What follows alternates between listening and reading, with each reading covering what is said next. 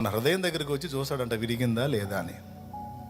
విరిగిన హృదయంలోనే విశ్రాంతి దొరికిద్దంట దేవునికి.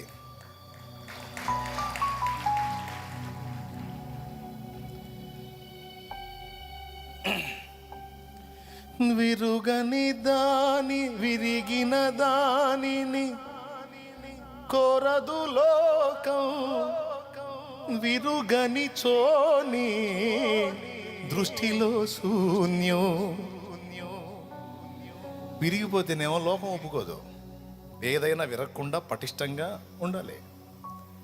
విరక్కపోతేనేమో నువ్వు ఒప్పుకోవు. దేవా, నా మనసు విరిగింది, నా హృదయం నలిగిందిరా, ఇదేగా నీకు కావాలి.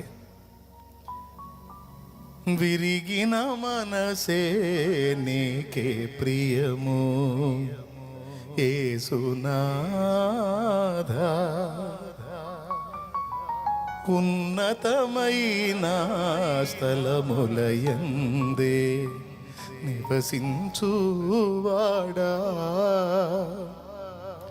విరిగేనా మనసు వసింప రావా. ఇప్పుడు ఇంతకుముందు నాకు విరగలేదు మనసు, నువ్వు రావటానికి ఇబ్బంది పడ్డావు, ఇప్పుడు ఇరిగిపోయింది. ఇంక రా, ఇంకా నాలో నివసిద్దుగా రా. ఇంకేం లేదు నా దగ్గర, ఇంకేమి లేదు నా దగ్గర. దేన్ని బట్టి అతిశయపడటానికి ఏం లేదు. ఒట్టి పాత్ర అని అర్థమైపోయింది. ఇది పనికిరాని పాత్ర, పగిలిపోయిన పాత్ర, విరిగిపోయిన పాత్ర అని అర్థమైంది. ఇంకేముంది రా. విరిగేనా మనసు